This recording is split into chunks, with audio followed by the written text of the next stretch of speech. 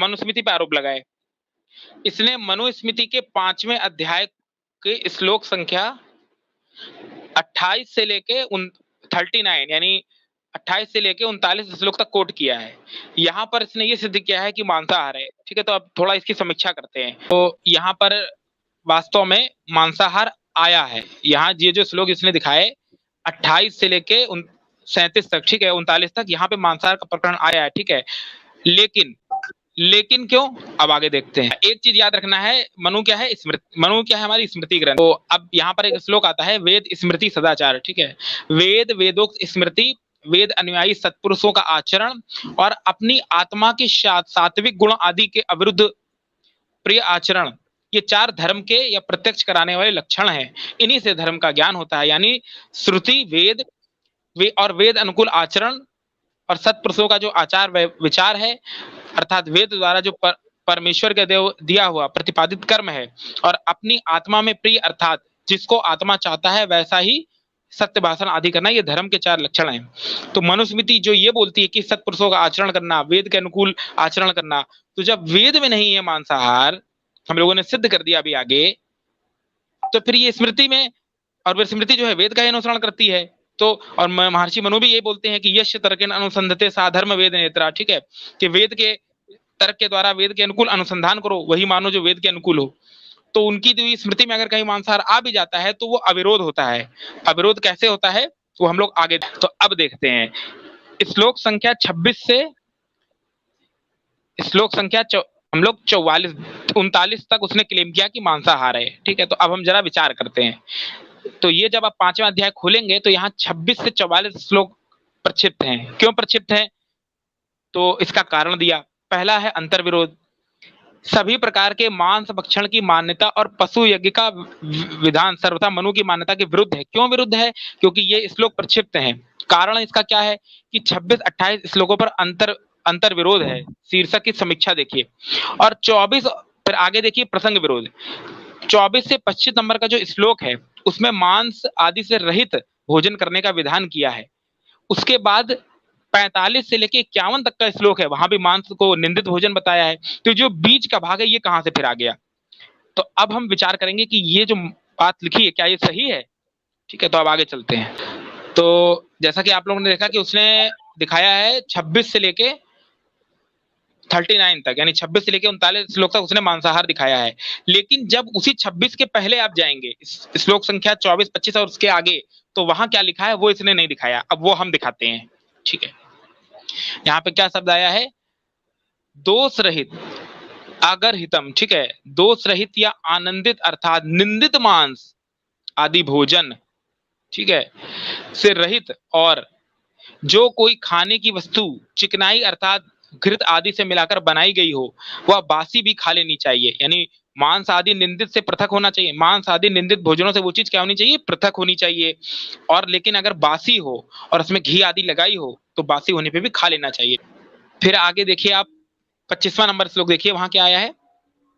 द्विजातियों को जौ और गेहूं से बने पदार्थ तथा दूध के विकार से बने खोया, मिठाई आदि पदार्थ, घृत व चिकनी वस्तु के मेल से बने पदार्थ खा लेनी चाहिए। यानी 24-25 में देखिए, पहले वाले श्लोक में 24 नंबर में क्या बोला? निंदित मांस आदि भोजन। ठीक है, निंदित मांस आदि भोजन बोल दिया। और 25वें श्लोक में भी ये भी बोल दिया कि गेहूं और जौ से बने पदार्थ आदि का ग्रहण करें। तो जो 24वां 25 श्लोक है वहां पर मांसाहार की बात ही नहीं आई। अब 28वें नंबर श्लोक से शुरू हो रहा है मांसाहार, और ये जाता है प्रकरण 39 नंबर श्लोक तक। अब 39 नंबर के जितने बाद के श्लोक आते हैं वो हम लोग देखते हैं। अब देखिए हम श्लोक संख्या 45 से देखते हैं। इसके बाद 44 तक जो बोला वो क्या बोला? प्रक्षिप्त है। यानी 26 से लेके आपका 44 तक क्या है? प्रक्षिप्त है। और 26 के पहले आप जाएंगे तो वहां 3 श्लोक कहते हैं कि मांस निंदित भोजन है। अब जब आप 39 के बाद आए, 44 के बाद आएंगे 45 पे, तो यहां देखिए क्या लिखा है। अब पढ़ते हैं इसको।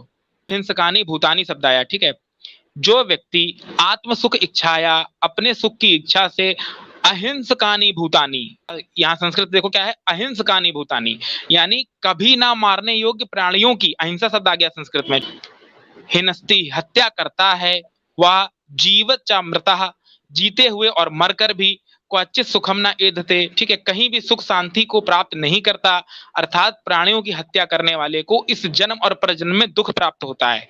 ठीक है, तो यही श्लोक का अनुशीलन दे रहे हैं आगे। अब हम देखते हैं अगला। अगला देखिए, इसी के बगल में दिया है 48 नंबर श्लोक। यहाँ पे क्या बोला, न कृत्वा प्राणिनाम हिंसा मांसम उत्पद्यते क्वचित, ठीक है, यानी प्राणिनाम हिंसाम आकृत्वा क्वचित मांसम न उत्पद्यते, प्राणियों की हिंसा किए बिना मांस प्राप्त नहीं होता। यहाँ एक एक शब्द पे गौर करिएगा, प्राणिनाम प्राणियों की हिंसाम, हिंसा किए बिना, आकृत्वा किए बिना, क्वचित क्या, मांसम ना उत्पद्यते, नहीं उत्पन्न होता है। क्यों नहीं उत्पन्न होता है? प्राणियों की हिंसा किए बिना, यानी प्राणियों की हिंसा किए बिना मांस प्राप्त नहीं होता। और प्राणी वधा, जीवों की हत्या करना ना स्वर्ग से ना सुखदायक है। अच्छा, यहाँ स्वर्ग से सुख और मोक्ष की बात आ गई, तो इससे सिद्ध हो गया कि स्वर्ग किसी स्थान विशेष का नाम नहीं है। यहाँ पर इसका भी खंडन हो गया। इस कारण से मांसम विवर्जित, विवर्जित शब्द आ गया, यानी वर्जित है, मांस खाना वर्जित है। यानी श्लोक संख्या 26 से लेकर श्लोक संख्या 44 में मांस की बात आई है, उसके पहले के 4 श्लोक देख लो, उसके बाद का 45 से लेकर 51 देख लो, वहां मांस की निंदा की गई है। एक श्लोक और देखो आगे। हाँ, ये तो बहुत मनुस्मृति का फेमस श्लोक है। ये 51वां नंबर श्लोक है। यहाँ क्या आया कि विशसिता, मांस को काटने वाला, निहंता, पशु पक्षी आदि को मारने वाला, क्रय विक्रयी, मारने के लिए पशुओं को मोल लेने वाला व बेचने व मांस को खरीदने वाला, संस्कर्ता, पकाने वाला, उपहर्ता, परोसने वाला, और खादका, खाने वाला, इति घातका, ये सब हत्यारे और पापी हैं, अर्थात हत्या में भागीदार होने से पापी हैं। यानी मारने की आज्ञा देने वाला, काटने वाला, पशु आदि के मारने, उनको मारने के लिए बेचने वाला, पकाने वाला, परोसने वाला, खाने वाला, ये 8 को हिंसक बोला। ये सब पाप के अधिकारी हैं। और यही चीज गो करुणानिधि में महर्षि जी ने भी उद्धृत किया है। तो भैया मेरे, जब तुझको इतना ही छल करना था तो पहले के 4 श्लोक और बाद के 10 श्लोक नहीं पढ़ पा रहा था? वहां कहाँ मांस की बात आई है?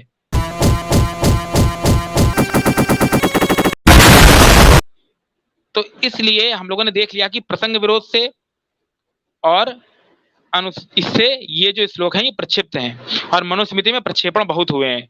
ठीक है, समय से के हिसाब से मनुस्मृति में तो बहुत सारे श्लोक मिला दिए गए। तो ये बात ध्यान रखने योग्य है कि मनुस्मृति में वहीं तक बात मानने योग्य है जो वेदों के अनुकूल हो, क्योंकि ये चीज महर्षि मनु खुद लिखते हैं। दूसरी बात, उसी में विरोधाभास बातें आती हैं। एक जगह तो ये बोला है कि मांस भक्षण में 8 प्रकार के पापी हों, एक जगह ये बोला कि मांस खाओ। तो कौन सी बात सही माने, अब ये बात आती है। तो पहली बात होती है कि सत्य असत्य पता कैसे करेंगे कि कौन सी बात सही है, कौन सी बात गलत है? तो उसकी 5 कसौटी बताई ऋषियों ने। पहली तो बताई कि जो परमेश्वर के गुण कर्म के अनुकूल है वो सत्य, और जो उसके विरुद्ध है वो असत्य। जैसे उदाहरण के लिए वेद में परमात्मा को कहा वो न्यायकारी है, दयालु है, तो अब उसकी गुण दया के विरुद्ध जाके किसी जीव की हत्या करना, इससे भी ये बात वेद विरुद्ध होने से अशुद्ध है। दूसरी, वेद के अनुकूल मानना चाहिए। अब वेद में कहीं नहीं लिखा कि मांस खाओ, वहां पे तो अगन्य शब्द आ गया, और अनेकों शब्द आए कि यजमान पशुनपाही शब्द आ गया, यजमान अपने पशुओं की रक्षा कर।